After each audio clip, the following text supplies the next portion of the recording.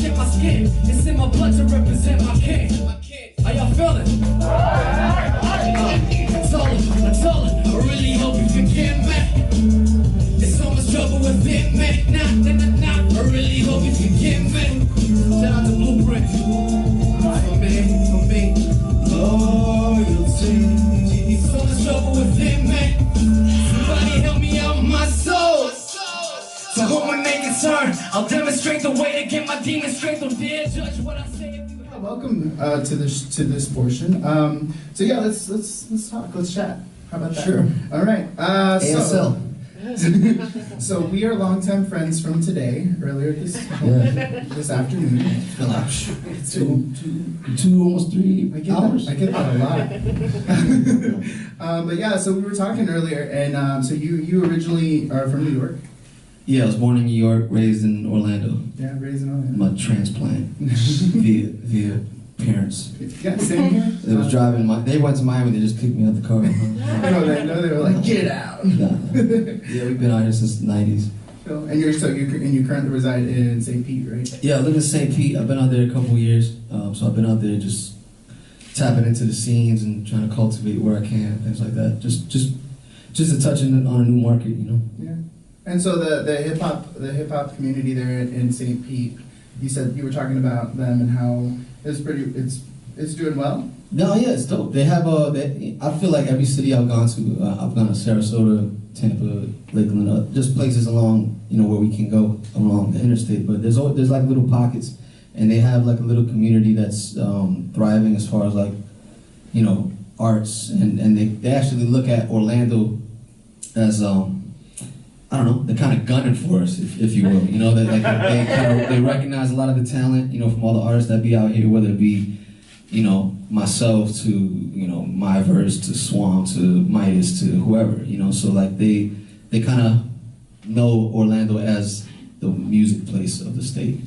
Okay. So they kind of push themselves, and there's a lot of dope stuff everywhere I've got to check out. Yeah, cool. I get really nervous about that, being a hip hop artist myself. No.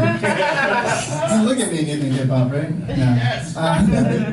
Yeah. Well, I've never been like really like crazy into hip hop, but I appreciate hip hop music because it's just one of the most beautiful art forms. And I really appreciated I was listening to your music the past couple of weeks, and trying to stalk you on the internet a lot. I gotta get ready for the show, right? I was like, who is this guy? He's on all my, legit. Hey, I'm perfectly fine being the creepster. But no, there was a couple of lines that I picked up on, especially today. Never mind the texting. Pick up. What's the lyric? Never mind the texting. Pick up when I call. Yeah. Yeah. Mama, baby, I'm not crazy. There ain't no tomorrow. All right, that's enough. Yeah. No. I picked up on that line because we were as a musician myself, songwriting and how it gets so personal. And to me, especially in the tech savvy world we live in, that was such a personal line. What does that necessarily mean to you? Well, that record, Laugh Forever, I made it kind of like a generalized, somewhat of a love song, but I feel like texting kind of has us disconnected. So, I don't know if anybody's ever gotten in that situation where the message came across wrong, so you gotta make the phone call and they ain't trying to hear it. So, still don't, I don't know if it'll work, but I try. Well, that's the thing that I pick up, especially with your music and then with hip hop in general. It comes from such a personal place, and I've been doing this show and hosting an open mic that I host and stuff. I really get to see a lot of beautiful hip hop artists and how personal this music gets, but how it's also super relatable. Like even if this is not your story, it doesn't seem to fit the same story that you feel. You still feel that. And so that was really awesome. I love Appreciate it. So we were talking earlier about jazz music. Yeah. Yeah. So you were telling me that your uncle was in a. Yeah, I got an uncle that's an engineer, but he was in Latin jazz group in New York. I had another uncle, rest in peace, my uncle Calixto. He passed away, but he's a trumpet player. It's always been in the family. My older brother makes music, and So I've always kind of loved jazz, and recently met up with Kristen Warren and done some records. And it's something that's new to me. But like whenever if I see some live jazz, I'm gonna check it out. 88.9 is my joint. I check it out every day.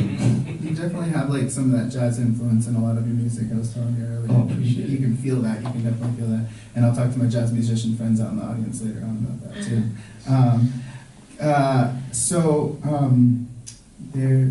This is really important. We were talking about the Teenage Mutant Ninja Turtles. Yes. It's very important. Guys, hard-hitting news.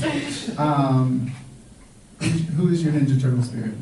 I don't know. I think maybe Michelangelo. Michelangelo? People think I'm always angry, so they assume I'm Raphael. But I've also tried to lead groups and haven't done so well, so I'm kind of like Leonardo. But I grew up watching that, and that was very random. But yeah, yes. Spirit. Who's your spirit turtle? So tell us a little bit about your musical family. I got an older brother by the name of Migraine McNasty. We formed a crew called Vets of Kin, and literally there's family members in there. Almost everybody's related, about like 60% of us. But it started like from a lot of people in high school rap crews, and we just kind of formed together as we got older. And there's about 11 of us now. So whether it be Migraine, he's my brother. Shinobi Stalin is in the crew. His cousin is Word Chemist. He's part of it. Who else is in the crew? Man, there's so many people. Murdoch, J Biz, Power. We all, if we're not related, we've known each other since we was like 15. So Vets of Kin. It's kind of like next of kin, but everybody's a veteran in their own style. I feel like. Nice. And we were talking also about your friendship and a collaboration, or I'm not sure it was collaboration with E-Turn. Oh yeah, E-Turn. I've known of her since she was a teenager. From what I remember, what I can recall, she knew of my music while I was in high school. She knew one of my homeboys that was part of the crew. And as she got older, we got older in our 20s, we met up later on, and she told me all about, she used to listen to our stuff as a kid, so, that kind of blew me away. Now we, homies, and we travel and gone to different cities together and have done shows and stuff like that, so it's kind of mind-blowing to just run into her in Swam's house, and she's like, yeah, I know who you are, and tell me all she's heard all the stuff before I was proud of making music, so, she's heard all the stuff that you guys will never hear. So she's a bigger stalker than me, is that what you're saying? Oh, maybe. She might have been the first stalker. Well, you must be famous, because you have stalkers like that. She was here and she left. What a coincidence. She was like, Making this awkward. No, she's cool though. She's cool. Shout out to E-Turn. Yeah. So, guys, did anybody have any questions here today for Emma? Yeah, go ahead, back there. Yeah, I would definitely like to learn more about your brand and the whole AMIAM and your take on spreading that individuality amongst your fans. I think that once I came up with the name AMIAM, shout out to J Biz for the coin, but I felt that we're coming into an age now, it just kind of manifested into it, but everybody's representing themselves a little bit more. And wanted to identify and know themselves, and I feel like it's kind of hard to represent yourself if you don't know yourself. So, the shortest language in the shortest sentence in the English language is I am. And whatever you put after that is a representation of yourself. So, in terms of branding, I feel like it's relatable to everyone. That's why I write my music in certain ways to try to make it relatable. So whether it's me saying something about a text, you can relate to it, because in essence, I am is you, so whether it be anybody in here, with 8 years old to 40 years old, I am represents everybody entirely at the same time. So as far as branding, not sure how to make bread off it yet, but definitely gotta make sure that, I think people don't understand how relatable music is and how powerful it could be. So I try to make it as general as well as personal as I can at the same time. And if you have some, input, let me know as well. Very good. Anybody else? Yeah, right here. Yeah, I know you were saying that you had did a lot of the mixing here in the actual Melrose. Right. Like, how integral is that, like, in your process right now, as far as resources like this? Well, I did that. I was actually in the middle of moving to St. Petersburg at the time. So when I would get off the Amtrak, I would just take the bus right to here on my way to another studio. And if it was booked up, I would just come here and mix, whether it be some vocals, do some photo editing. Like I said, I met this cameraman here. I've been working with him ever since. And as far as resources, this has always been a spot that if I can't go anywhere, I got a library card, and I know I can pull up and edit, whether it be a Pro Tools session, Photoshop, Adobe Premiere, all these types of things. And I think since it's at our grasp, we should be the ones that, I don't want to say take advantage, but just capitalize and utilize it while it's here for free. Right. So I think it's really tight because like everything I performed today, I worked on it here. And I didn't think about it until it was like 5 minutes before, but actually, it's complete truth, so it's an amazing place, and I think this should be everywhere, and I think you guys should let me come in here until midnight. We're working on after hours. Well, that took my question. One of my last questions: how was your experience with the Melrose Center been? So you've enjoyed your experience? No, I've loved it. Yeah, until like I said, there's been times where like, hey man, we're closing. I'm trying to go home. I'm like, That was probably me. it was everybody. Everybody said it to me at least once. But I loved it. I like I told people like, hey man, we're doing a show at the library, and they're like, okay.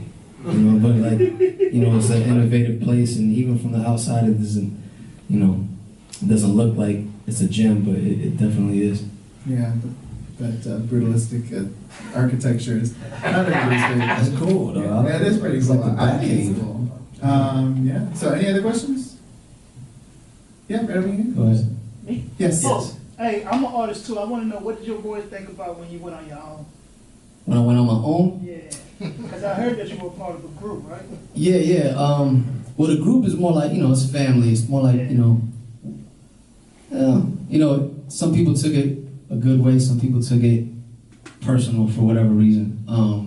But like just doing music, we was always like, I viewed it as myself. I was kind of always a solo act.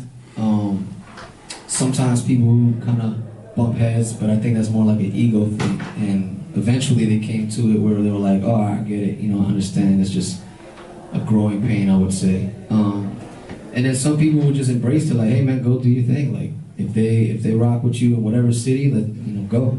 But I ran into some we butt heads at some points, but eventually we got to a point where everybody understood that it's about the greater good anyway.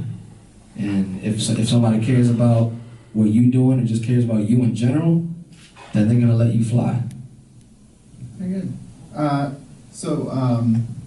Where can people find your music? I know you said during your set. At MIM Hip Hop everywhere, whether it be Facebook to Instagram to, I don't do Snapchat, but all the other 1,200 that there are. Music is online, Apple Music, iTunes, Spotify, all of that. Got some new music coming this summer with Swanberger. I don't know if that. No, that was what I was. I don't know if I'm being segue psychic right now. I into. appreciate it. Sorry, It's my your show. abilities. It's your show. Sorry, it's my telekinesis, whatever. Kinfolk. No, but yeah, got some music coming this summer with Swan out of Second Subject Recordings, and we got compilation coming too, produced by Swan and the whole staff, the Second Sub, and just a lot of music. Really putting out like a couple projects this year. Awesome. Well, we're all super excited for that. I will be continuing to stalk you as well. So you're Okay. welcome. Just on the social media, guys. All right. So everybody, thank you so much for coming out to Melrose in the Mix featuring MIM. Give it up.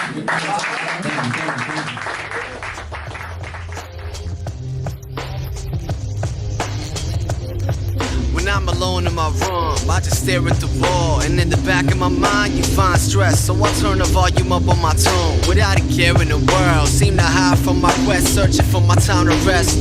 Told my pop there's something I need to address. Heart is beating through my chest, feeling eating at my flesh. People care less and less. No one's there when you're a mess, except the ones you never